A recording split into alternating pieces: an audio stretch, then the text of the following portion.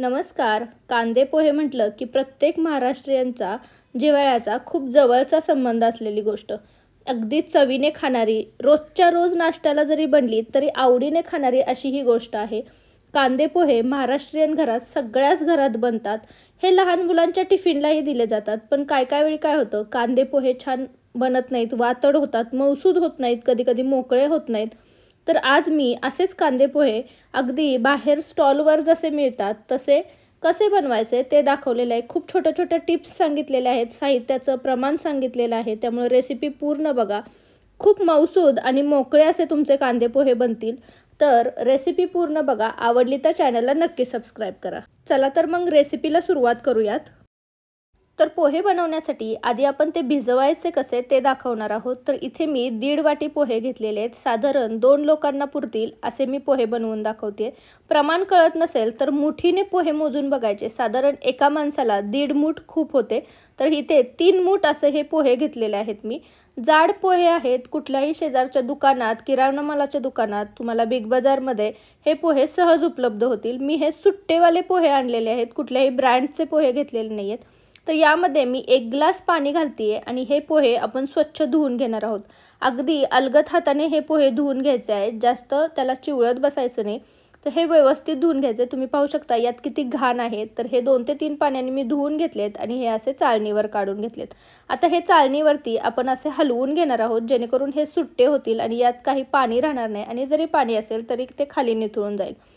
तर पोहे यामुळे काय होतात, छान मऊसूद होतात. आपण यातलं सगळं पाणी काढलेलं नाही आहे आणि आपण झटपट पोहे बनवणार आहोत, त्यामुळे हे पोहे तोपर्यंत भिजतात. तर आता पोहे आपले भिजत आहेत तोपर्यंत गॅसवरती मी एक कढई ठेवली आहे. यामध्ये मी 1 छोटी वाटी शेंगदाणे घातलेले आहेत आणि त्याबरोबर अर्धा चमचा तेल घातलेले आहे. शेंगदाणे आपल्याला छान परतून घ्यायचे आहेत, खरपूस होईपर्यंत तेलावरती भाजून घ्यायचे आहेत.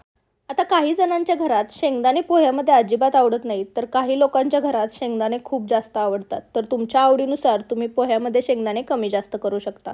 तर एक 2 ते 3 मिनटं आपण हे तेलावरती छान खरपूस होईपर्यंत भाजून घेतलेत. शेंगदाण्याचा तुम्ही पाहू शकता कलर चेंज झाला आहे.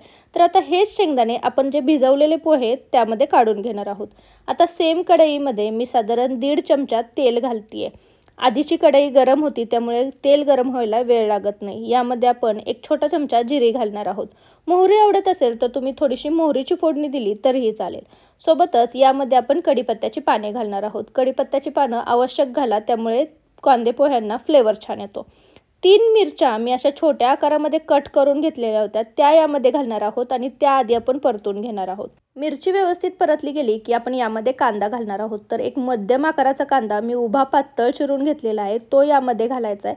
कांद्याचं प्रमाण जेवढा पोहे असतील त्याच्यापेक्षा थोडंसं कमी घ्यायचं. आपण इथे 1.5 वाटी पोहे घेतलेत, त्यासाठी 1 वाटी चिरलेला कांदा घेतलेला आहे.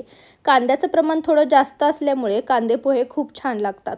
तर आता हे कांदेही आपण छान तेलावरती परतून घेतले. तुम्ही पाहू शकता कांद्याचा छान थोडा कलर चेंज झालेला आहे. कांद्याचा कलर चेंज झाला की यामध्ये आपण हळद घालणार आहोत. तर 1 छोटा चमचा हळद घातली आहे आणि चवीनुसार आपण यामध्ये मीठ घालणार आहोत. आणि ही हळद आणि मीठ आपण व्यवस्थित तेलावरती परतून घेणार आहोत. हळद सगळ्या कांद्याला व्यवस्थित कोट झाली पाहिजे. 1 मिनिटभर आपण ही तेलावरती व्यवस्थित परतून घेतली की यामध्ये आपण चवीनुसार थोडीशी साखर घालणार आहोत. इथे मी अर्धा चमचा साखर घातली आहे. साखर आवश्यक घाला. साखरेमुळे कांदे पोह्याला एक छान चव येते. बाहेरच्या नाश्ता सेंटरमध्ये बाहेरचे जे पोहे मिळतात त्यामध्ये साखर आवश्यक घातलेली असते. तर आता यामध्ये आपण हे भिजवलेले पोहे आणि जे भाजलेले शेंगदाणे होते ते घालणार आहोत. तुम्ही पाहू शकता पोहे आपले किती छान मोकळे सळसळीत झालेले आहेत आणि तेवढेच ते मऊसूदही आहेत, छान भिजले गेलेले आहेत. तर अगदी अलगद हाताने आता हे पोहे आपण यामध्ये मिक्स करून घेणार आहोत. तर व्यवस्थित तुम्ही पाहू शकता हळद या पोह्यांना लागलेली आहे, पोह्यांचा कलर चेंज झालेला आहे. तर आता 1-2 मिनटं आपण हे असेच परतून घेणार आहोत. जास्त पोहे परतायचे नाहीत, नाहीतर ते वातड होतात, खायला चवीला चांगले लागत नाहीत. आता यावरती थोडीशी कोथिंबीर घालायची आणि पुन्हा एकदा व्यवस्थित हलवून घ्यायचे. तर असे हे छान मऊसूद आपले पोहे तयार झालेले आहेत. एक 2 ते 3 मिनिटच आपण हे छान परतून घेतलेले आहेत, जास्त वेळ परतलेले नाही आहेत. तर मऊसूद असे पोहे तयार झालेले आहेत. गॅसची फ्लेम बंद करायची आणि पोहे खायला 1-2 मिनटं वेळ असेल तर 2 मिनटं हे झाकून ठेवायचे किंवा असेच गरमागरम सर्व केले तरीही चालतील. तर तुम्ही पाहू शकता की किती छान मोकळे झालेले आहेत हे पोहे. हे पोहे अजिबात वातड होत नाहीत. तुम्ही लहान मुलांच्या टिफिनला जरी दिले तरी हे 4 ते 5 तास असेच मऊसूद राहतात. तर हे पोहे छान आपण यावरती कोथिंबीर टाकणार आहोत आणि बारीक जी शेव मिळते ती शेव नक्की टाका, त्याने ही खूप छान चव येते. सोबत लिंबाची फोड द्यायला अजिबात विसरायचं नाही, कारण काही जणांना पोह्यामुळे पित्त होतं, तर थोडं लिंबू पिळून खाल्लं तर अजिबात पित्त होत नाही. त्यामुळे पोह्यासोबत लिंबू नक्कीच घ्या. तर असे हे बाहेरच्या नाश्ता सेंटरवरती किंवा हॉटेलमध्ये मिळणारे पोहे घरच्या घरी कसे बनवायचे ते मी आज दाखवलं.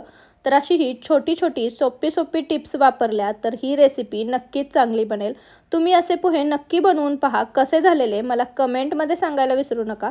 रेसिपी जर आवडली असेल तर रेसिपीला एक लाईक नक्की करा आणि तुमच्या फॅमिली आणि फ्रेंड्ससोबत याची लिंक जास्तीत जास्त शेअर करा.